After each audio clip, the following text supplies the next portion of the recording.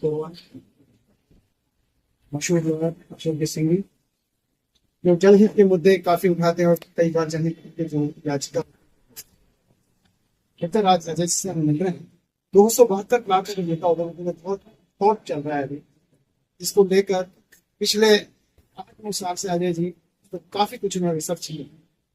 इस मुद्दे को लेकर आप ही सबसे पहले आए हैं, तो कांग्रेस गवर्नमेंट के अंदर ही आपने इसको रखा, गठन किया गया जारी थी, इसके अंदर आप आए, उसके बाद कैसे पता लगे कि आपको ये चीज ऐसा है। चुनाव 3 बार लड़ा, 2004 में लड़ा तो 11 वोट, 2009 में मैं पार्षद नॉमिनेट हुआ पंचायती से। उसी दरमियान सरकार ने आदेश निकाला कि यूआईटी की जो कॉलोनियां है यूआईटी उसकी देखभाल और मालिकाना नगर निगम उसमें नगर पालिका नगर परिषद वो करेगी। तो उस सिस्टम के अंदर नगर पालिका यूआईटी ने कुछ जो फाइलें थी, जो कॉलोनियों की मकानों की भूखंडों की फाइलें थी या मकानों की फाइलें थी, नगर निगम को दी। उसको गिवन ओवर और टेक ओवर एक प्रोसेस होता है। उन्होंने साइन करा के लिया कि यार ये कॉलोनी के ये प्लॉट हमने बेचे हैं, ये प्लॉट तुम्हारा, और ये इन्होंने साइन करके हमने प्राप्त किया। में जब ये कॉलोनियां घटी थी तो उसमें प्रीमियम प्लॉट हुआ करते थे, उसमें यूआईटी रोक लेती थी कि इसको अपन समय भविष्य में प्रीमियम पे रेट बेचेंगे। कॉर्नर प्लॉट होते ये होते थे। जब नगर निगम में कॉलोनी आ गई तो सारी कॉलोनियां नगर निगम में आ गई, तो नगर निगम उसकी मालिक सारी पत्रावली उसी समय ले ली। हाथों हाथ सरकार ने आपस प्रोसेस चला 2004 से 2010 में। सेक्टर 6 के अंदर हमारे साथ एक पार्षद एक मकान उस प्लॉट के ऊपर अवैध प्लॉट पर कब्जा करके फर्जी कागज बना के मकान, जनप्रतिनिधि था, मेरा दायित्व था। मेरे साथ ये अशोक जी, ये भारतीय जनता पार्टी समझ पर, ये उदयपुर के चिंतक रहे, इनको और हमारे मित्र और उन दोनों प्रतिनिधियों को लेकर मैंने कहा ये प्लॉट नगर निगम उदयपुर का है, इसका मालिकाना हक है। उन्होंने बात की संज्ञान लिया मेरे, और उस प्लॉट पे बने मकान को उसी दिन तोड़ाया और प्लॉट को कब्जे में लिया। उसके बाद मेरे साथ उनके तत्कालीन मेयर रजनी डांगी ने 197 प्लॉट पे लोहे के बोर्ड लगाए जिसपे लिखा हुआ था यह संपत्ति नगर निगम उदयपुर। 197 प्लॉट। वो दरमियान ऐसा था, और उस समय प्रभारी थे चंद्र सिंह जी कोठारी, जो आने वाले बाद में महापौर बने होंगे, वो प्रभारी भी थे, उनके जानकारी में भी था। मतलब प्लॉट खाली थे, ये बात तय थी। बोर्ड लगाने वाला अधिकारी भी अभी भी नगर निगम में राजस्व अधिकारी का काम कर रहे हैं, उनको भी पूछ सकते हैं। बात खत्म हो गई। जैसे ही रजनी डांगी का काम खत्म हुआ और चंद्र सिंह जी का दौर शुरू हुआ, एक कोई टीम आई, उन्होंने फर्जी कागज यूआईटी के बनाने शुरू किए। यूआईटी के बनाने का मतलब ये हो गया, कन्हैयालाल जी आपका एक प्लॉट है, आपके नाम से एक कागज तैयार किया यूआईटी का कि कन्हैयालाल जी के पिताजी का नाम। कन्हैयालाल जी आए नगर निगम में कि भाई ये मेरे पिताजी मेरे नाम से प्लॉट रखे गए और इसका म्यूटेशन है। मेरे पास जब ये कॉलोनी यूआईटी से नगर निगम आई तो मैंने नगर निगम से एक सारी कॉलोनियों की फोटोकॉपी ले ली। ये इस नगर निगम का दुर्भाग्य को या मेरा सौभाग्य को या उदयपुर की जनता का सौभाग्य, उस जो रजिस्टर है जो कॉलोनियों के, उसके बाद मेरे को पता चला कि उन प्लॉटों में सारे प्लॉट, बहुत सारे प्लॉटों में मकान बन गए या कब्जे हो गए। प्रीमियम प्लॉट है, कॉर्नर प्लॉट है, दिखता है सामने में प्लॉट है। कान नगर में 1 नंबर प्लॉट था, सेक्टर 8 के 1 नंबर प्लॉट था, वो 16,000 स्क्वायर फीट का 200 फीट रोड का था। उसकी डीएलसी रेट मेरे हिसाब से 15 से 20 हजार रुपए है। उस प्लॉट को चंद रुपए में इन्होंने रजिस्ट्री करा। रजिस्ट्री कराने वाला और कब्जा करने वाला कौन? अभी जो पार्षद है, भारतीय जनता पार्टी का नेता है दीपक बोलिया, उसका साला राजेंद्र धाकड़। उसने क्या किया, राजेंद्र धाकड़ भी चालाक था, उसकी बीवी के नाम से गवाह के अंदर उसने राजेंद्र धाकड़ लिखा हुआ। उसने करीब 27-28 प्लॉट रखे। वो अकेला नहीं है, इसमें कई तरह के लोग हैं। पर एक कागज का आपको ये उदाहरण बताऊं, मैंने ये शिकायत लेके अभी जो महापौर साहब है जीएस टाक के पास गए। जीएस टाक साहब ने कहा आपको इस कमेटी में रखेंगे, क्योंकि मैं नॉमिनेट पार्षद था, मैं निर्वाचित हूँ, जो मैं तैयार हूं, पूरी मदद करूंगा। आप भारतीय जनता पार्टी के समझदार किसी भी आदमी को लगा। कमेटी में अरविंद जारोली को रखा गया, मेरे को रखा गया, ऐसे आशीष को रखा गया और सिराज साहब को रखा गया। ऐसे 5-7 जन की कमेटी बनी। पार्टी के बोर्ड ने कुछ सोचा, फिर उन्होंने कमेटी चेंज, उसमें और सिराज को भी हटाया और आशीष अरविंद जारोली को भी हटा के आशीष जी कोठारी, मेरे को और पारस जी को जन प्रतिनिधि के हिसाब से रखा। वो तत्कालीन जो उसको रखा, एक दादी जी थी, दादी जी साहब थे, उनको रखा और 2-3 बाबू को रखा। इन्होंने एक कमेटी बनी। कमेटी के बाद पहली मीटिंग हुई। उस कमेटी के अंदर कोई नाम चेंज हुआ, उसमें पारस सिंघवी जो इस कमेटी में, हमारे पास तो कागज नहीं था, उसमें कमेटी का चेयरमैन बना, परंतु उन्होंने आगे कहा मैं चेयरमैन हूँ इस कमेटी का। हमने कहा बड़े चेयरमैन अपना काम करना है। उन्होंने बताओ क्या चीज है, बताया मैंने। सारी मीडिया को मैं साथ भेजा के हर मीटिंग को लाइव टेलीकास्ट कराया इस मामले में, और हर कागज को लेके गया। मैंने कहा साहब सबसे हो गए 5 प्लॉट के नंबर बताओ। मैंने कहा सेक्टर 11 में 746, सेक्टर 8 प्लान में 1 नंबर, और 6 सेक्टर 6 में तो ये प्लॉट इनके कागज मंगाए। उस समय तक तो उनके मन में भी कोई दुबाव ना थी। उन्होंने देखा, उनका कुछ गड़बड़ नजर आ रहा, तो डीटीपी थी हमारी नीलम वर्मा, उनको कहा अगली बैठक में अपन वहां जाके स्पॉट पे देखेंगे क्या। स्पॉट पे देखा उन्होंने, 1 महीने बाद बोले, उसमें देखा, उनको पता चला बाकी में कुछ न कुछ। तीसरी मीटिंग में उनको जब उदयपुर के अखबारों ने और मीडिया ने मेरा साथ देना शुरू किया, और 4 महीने तक मीडिया लिखती रही थी, तो 1 महीना दूसरी मीटिंग उन्होंने बुलाई नहीं, तो मैंने महापौर साहब को बोला और तीसरी मीटिंग बुलाई। तीसरी मीटिंग में इन्होंने अंदर ही अंदर बंद कमरे में नीलम वर्मा डीटीपी से जांच रिपोर्ट, आनंद फन 2 जांच रिपोर्ट मेरे पास अभी। ये सबसे बड़ी बात कि जांच रिपोर्ट को मेरे को देखे कहते हैं कि हमारे तरफ से जांच होगी। आपके अलावा जो अन्य सदस्य इस समिति के अंदर थे, कमेटी के अंदर थे, भारतीय जनता पार्टी के थे हमेशा। उनके इसके अंदर ऑटोमेटिक जन प्रतिनिधि का साइन ही नहीं कराया, और ये साइन है इसमें, नीलम वर्मा के साइन है, संदीप दादी के साइन है, और दीपिका मेनन है जो लीगल ऑफिसर उसके साइन है। ये उनकी ओरिजिनल साइन है। यस, इसमें कोई सील वगैरह का प्रावधान नहीं होता है कि सील लगती है? जांच रिपोर्ट ये उन्होंने दी है एसओजी के अंदर। जब इसके बाद आगे की कहानी बताऊं, आपने कोई ऑब्जेक्शन नहीं उठाया इसके ऊपर? पूरी मीडिया के अंदर उन्होंने तो खत्म कर दिया कि हमने कर दिया तीसरी मीटिंग में। अब क्या हुआ, इनसे गलती हो गई, और तो इनको मिले, और 5733 भाई से आज 336 करोड़ का गड़बड़ हो गई इनसे। आनंद फानंद में नहीं, इन्होंने खुद ने माना है कि हमने 40 प्लॉट तो हमारे कब्जे पे, मतलब इन्होंने बोर्ड लगाए, और 41 प्लॉट को इन्होंने नोटिस दी। 83 प्लॉट तो ये मान रहे हैं, पर 157 जो प्लॉटों की आप बात बता रहे हैं, बिजली डाली थी इसमें, तो सारे के बोर्ड ये कोर्ट देखो, मेरी बात सुनो सर, समय पे महापौर चेंज होता रहता है। उस समय प्रभारी थे चंद्र सिंह जी कोठारी, नगर निगम उदयपुर, और महापौर थे रजनी डांगी का जाने वाला कार्यकाल, और मेरा ऐसा सोचना चंद्र सिंह जी के आने वाला काल।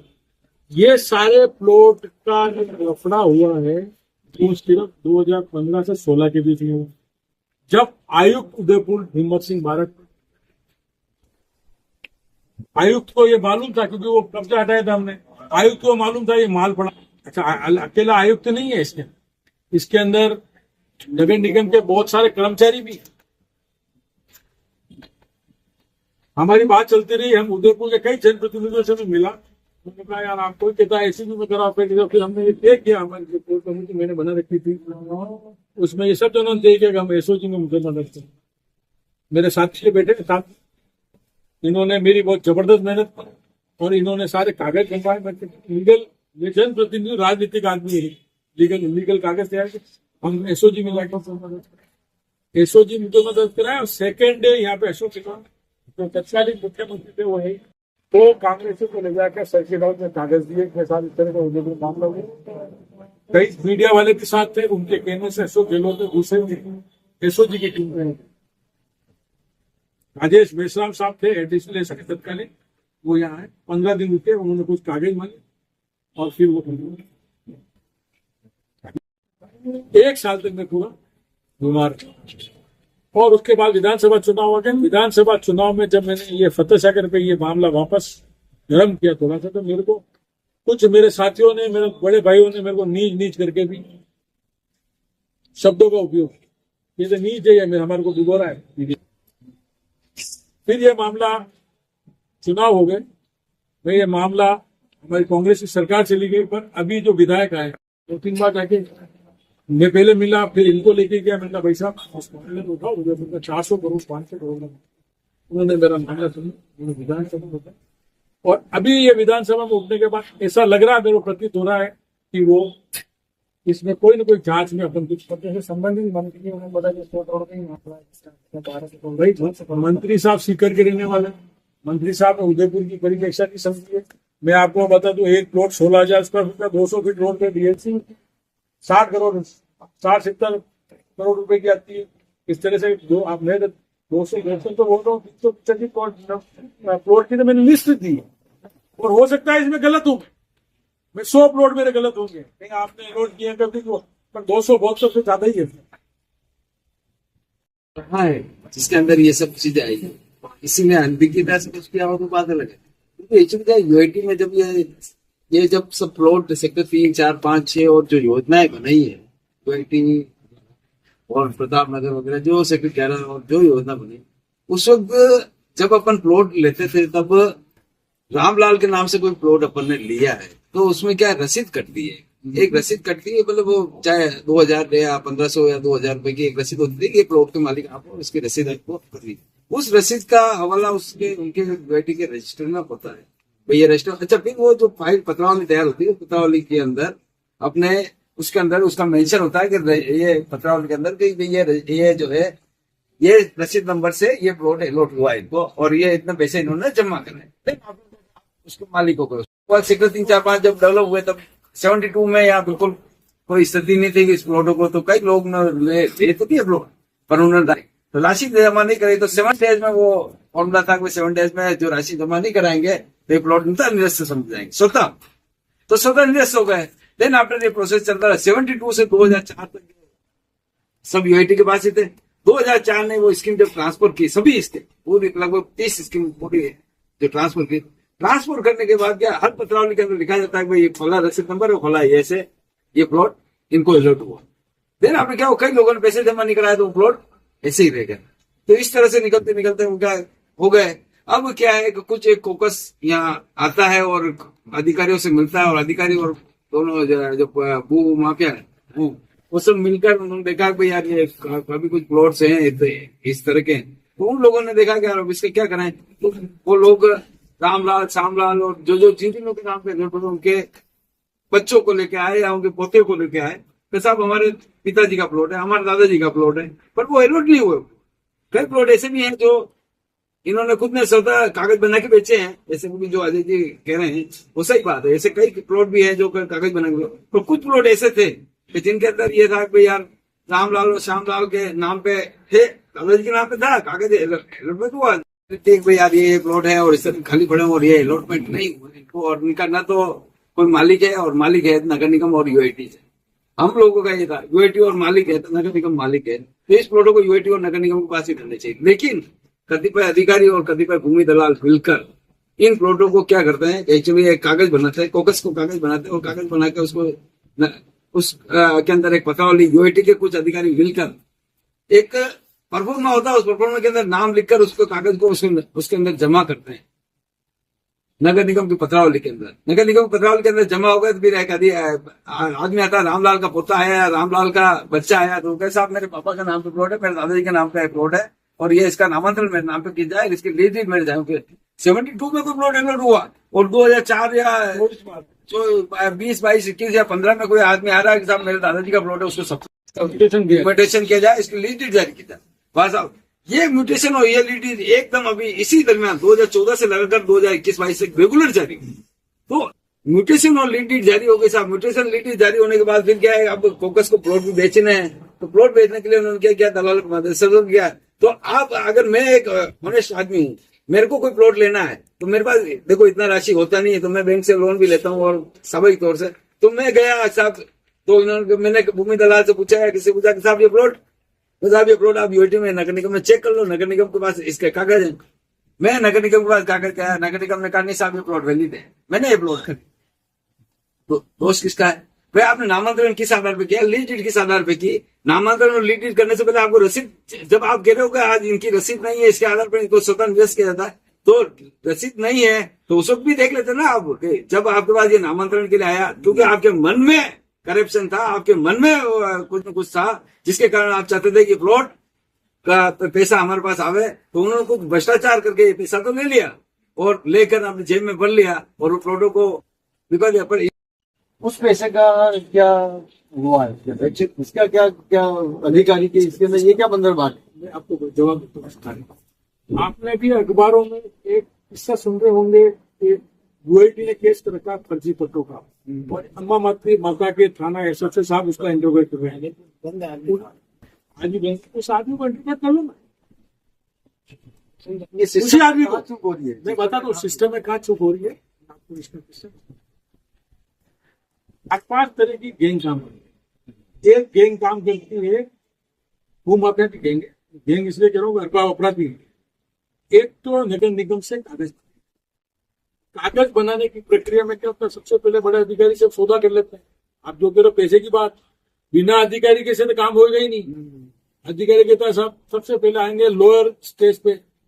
लोअर स्टेज पे क्या करेंगे, जो कागज उसने 72 में कागज का अलॉटमेंट का कागज है वो टेक ओवर गिव ओवर जो रजिस्टर उसमें लिखना पड़ेगा नाम कि अजय पोरवाल, उस कॉलोनी के अंदर लिखना पड़ेगा, तो वो प्लॉट कागज वहां लगाते हैं। उस लगाने का कागज जो सबसे लोअर सबसे छोटा आदमी है, वो 6 बजे के बाद उस फाइल में उस बस्ते बने हुए नगर में, उस बस्ते के रजिस्टर में नाम लिखते, रजिस्टर में लिखते अजय पोरवाल 101 नंबर प्लॉट और वो कागज। वो आदमी म्यूटेशन के लिए फाइल लगाएगा, फिर बाबू के पास आती है फाइल। बाबू क्या करता है, मार्क करता है महापौर को, इसको कमिश्नर लिखेगा उसको कि इस फाइल को चेक की जाए। फिर चेक कैसे की जाएगी, बाबू के पास वापस आएगी, तो उसको चेक किया जाएगा कि अपने पास प्लॉट खाली है कि नहीं है, वो देखेगा रजिस्टर में यस। उस बाबू को भी शिक्षा पाती सब हो गई है वहां पे, बाबू कहेगा ये सब खाली है। फिर वो रिपोर्ट करेगा चाहिए को, देख के आओ खाली है प्लॉट है नहीं मौके पे, वो भी उसकी रिपोर्ट दे देगा और फिर वो वापस जाएगा साहब खाली है प्लॉट बिल्कुल सही है, कोर्ट में इसका बिल्कुल सही। मेरा तो ये कहने का तो मतलब था, मैं जो जानना चाह रहा हूँ कि तो निगम के अंदर जो पैसा जमा हो रहा है और जो रेट वहाँ की चल रही है, इसके बीच का जो खेल है वो खेल पैसा जमा नहीं हुआ है, पैसा जमा नहीं होता है, म्यूटेशन होता है। म्यूटेशन का पैसा बहुत नॉमिनल है। भाई मेरे पिताजी मेरे को चीज और मेरे नाम से कराना, उसका पैसा नॉमिनल है, डीएलसी रेट से पैसा नहीं है। भाई मान लिया 5,000 50,000 रुपए जमा करा देगा। मान लिया जाए प्लॉट है 1 करोड़ या 50 लाख 80 लाख का कोई प्लॉट है, 80 लाख में से म्यूटेशन और नामांकन करने में कितना पैसा लगेगा? मामूली देता हूँ 10,000 20,000 30,000 40,000 मैक्सिमम 50,000 मैक्सिमम सेट मान लो, किसी दलाल को भी देना पड़ेगा क्योंकि इसमें इन्वॉल्व सभी अधिकारी भी है और कर्मचारी भी है और चेन है पूरी। तो वो चेन क्या करती है, वो पैसा बढ़ता। तो फिर ये जब प्लॉट अगर जो 1 करोड़ का या 50 70 80 लाख का 1 करोड़ का अगर कोई प्लॉट है तो 20 30 लाख 40 लाख रुपए मैं अधिकारी को भी दूंगा, भूमाफिया को भी दूंगा, वो उनके नाम पे सब पे वो जिन्हें कागज तैयार हो गए। जिन्हें कागज तैयार होने के बाद फिर सबको नॉलेज में आ गया तो वो प्लॉट बिकता कितने में 1 करोड़ रुपए खरीद लिया वो प्लॉट, और उसके तो पैसे जमा हो गए। लेकिन अल्टीमेटली वो है तो कागज भर दिए आज के दिन में, वो प्लॉट भी ऐसे था क्योंकि नगर निगम। अच्छा फिर नगर निगम ने जांच समिति गठित कर दी। जांच समिति गठित करने के पश्चात जब जांच समिति गठित ही हो गई और आपने 81 प्लॉटों को मान लिया, तो आपने पोजीशन तो लिया। मैं तो कहता हूँ चलो इन्होंने अजय जी ने कहा 272 प्लॉट है या जो भी प्लॉट है आप ये कह रहे हो, मैं तो मान लेता एक प्लॉट में भी अगर करप्शन है तो आप उसको सलाखों के पीछे भेजो ना यार। मैं तो कहता हूँ 1 प्लॉट है, 1 प्लॉट के अंदर अगर करप्शन हुआ है तो सलाखों के पीछे क्यों, इतनी जरूरत कहाँ है आपको इंक्वायरी करने की, क्या दिक्कत है?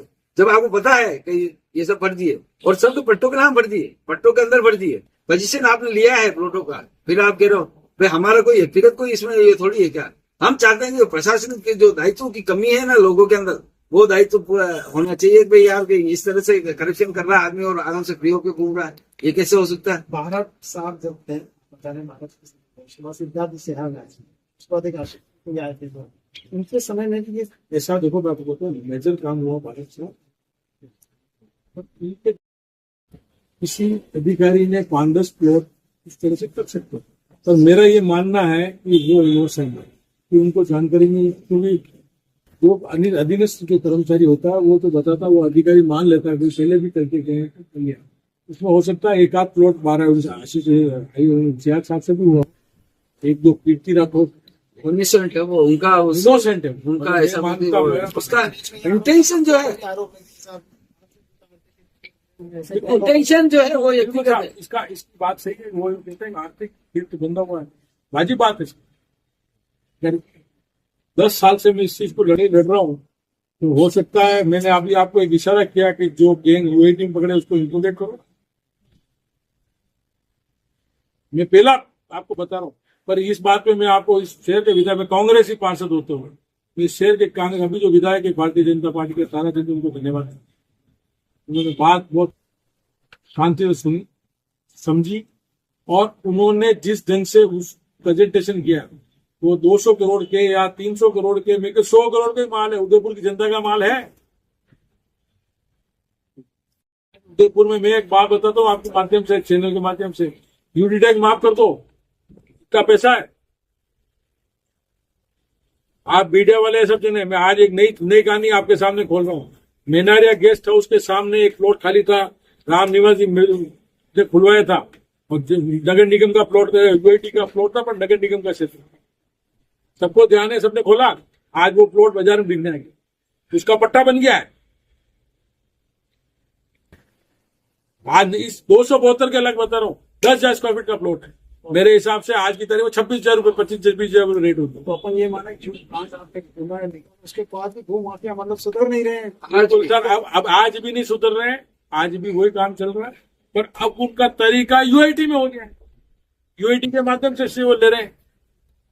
ये जो 81 प्लॉट अभी जिसको निगम ने माना है, एक तो 40 प्लॉट लगे, 41 प्लॉट जिनके ऊपर बोर्ड लगे हुए, ऐसा करके बता रहे हैं, वो 81 प्लॉट के ऊपर ही आप कार्रवाई की मांग कर रहे हैं, जो 272 प्लॉट से मैं 385 प्लॉट की न्यायिक जांच मांग रहा हूँ। हो सकता है उसमें 100 प्लॉट मेरे में गलत हूँ, पर हर प्लॉट, जब मैंने नंबर दे दिया, आपको 101 नंबर दिया, कागज ना, उसको मालिक को बुलाओ ना। मैं हो सकता है गलत हूँ, पर कागज मांगने में और जांच करने में कोई फर्क नहीं पड़ रहा है। जो सही होगा वो सही सामने आएगा। हम ये अशोक जी साथ में, मेरे साथ एक पत्रकार थे उदयपुर के मीडिया जगत के, बहुत बड़ा पत्रकार, हम एक सेक्टर 6 में घूम रहे थे, एक जने का जिस चीज जगह एक मकान तोड़ा, हम चले गए, मैं यार ये प्लॉट तो मेरे सामने टूटा, वो आदमी नीचे उतर गया, भाई साहब मेरे को मंडी में मैंने जो मकान मेरा तोड़ा रास्ता लिया, उसके एवज में मेरे को ये बात अशोक जी साहब बात सही कह रहे हैं। एक करप्शन 1 रुपए का हो, 1 लाख का हो, 100 करोड़ का हो, अपराधी उतनी की सजा मिलनी चाहिए। भ्रष्टाचार तो भ्रष्टाचार, वही सजा, वही कानून, वही धारा है, उसके ऊपर जो भ्रष्टाचार मिले 100% वही लगना आप आर्थिक आरोप की आप लगा रहे हो, बात सही है। मेरे जिसने ये आर्थिक मेरे पे आरोप लगाया, मैं उन्हीं के लिए कह रहा हूं। उन्होंने एक आरोप नगर निगम की गैराज समिति पे लगाया। मैं जब नॉमिनेट पार्षद, उन्होंने कहा यार मोटरसाइकिल के नंबर से कचरे के बिल पास होते, उन्होंने ही लगाया। जैसे ही आरोप लगाया उन्होंने, और उनको पता चला कि यार मेरी कमेटी के लोग ये सब मिल गए,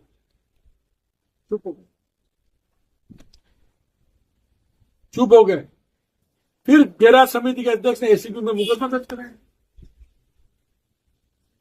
आरोप लगाना बहुत आराम से,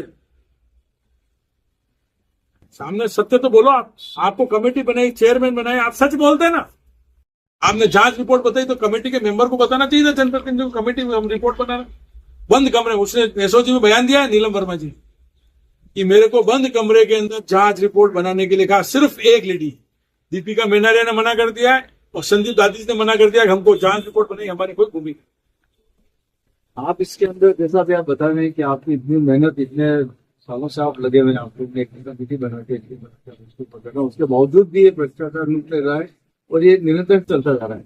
तो आपने इसके बारे में क्या सोचा, आप आगे क्या? जब तक सरकार इन अपराधियों को सजा नहीं देगी, जिन्होंने भूखंड किए हैं उनके भूखंड प्राप्त वापस नहीं लेगी, लोगों के अंदर डर नहीं बैठेगा कि हम बेईमानी का माल खरीदना बंद करेंगे, अपने आप ही रुक जाएगी। ये 272 प्लॉट में अगर 50 जने को नुकसान होगा, ये बात सही, वो इनोसेंट भी है, उनके नुकसान होगा तो 200 दूसरे नहीं करेंगे। आने वाले भविष्य में ये काम तो इसमें नहीं हुआ, सरकार का माल रुके। मैं आपको बता दूं, आज की तारीख में इतना भ्रष्टाचार हो, एजेंसियां जिस तरह से काम कर रही है, और एजेंसियों पे मॉनिटरिंग हुई। आपको बता दूं, 6 बोर्ड हो गए।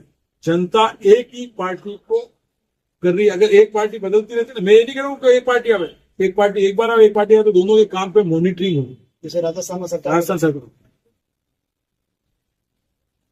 आप भी अशोक जी इसके बारे में आप बताएं कि जैसे आप अभी निरंतर चलते जा रहे हैं, मैं भी आपसे ये जानना चाह रहा हूँ कि जो आप एक अधिवक्ता के तौर पे आप मुझे बताएं, पार्टी पॉलिटिक्स के अंदर नहीं, आप बतौर अधिवक्ता बताएं कि रिसेंटली चीजें जब आप देखते हैं कि जनता का हक मारा जा रहा है और इन्हीं सरकारों के द्वारा जो काफी लंबे टाइम से 5 वोट हो गए हैं, उसके अंदर उन्होंने अपने भ्रष्टाचार अपना भारी लेवल पे प्लेट जमा लिया और उज्जवल रूप ले लिया उसको, और किसी तरह की इन राजनेताओं को कोई चिंता नहीं। उसके अंदर जनता के लिए आप किस ढंग से सख्त कदम अपनाने के आपने मानसिकता बना रखी है, किस लेवल तक आप जाना का मानस बना सकते हैं? इसमें देखो, आप जो विषय उठा रहे हैं, राजनेताओं को भी तकलीफ है, काफी कुछ राजनेताओं को तकलीफ है। मैंने इस मामले में हम लोगों ने कटरे साहब से भी बात की थी, गुलाजी साहब से, राज्यपाल महोदय से। उन्होंने कहा भाई जो जिसने अपराध किया वो सलाख के पीछे जाएगा, चाहे कोई भी हो, चाहे मेरा सगा भाई भी हो। उन्होंने हमेशा ये कहा और हमेशा वो करेक्टर के प्रति उनका इसके प्रति वो राय, मैंने जब भी उनसे संपर्क किया तब तक उन्होंने कहा अशोक जी देखो इसको पूरा विषय को चलाना चाहिए, इसको करना चाहिए। जो 3 से लगाकर 11 तक में जांच कराने में कितनी देर लगेगी आपको?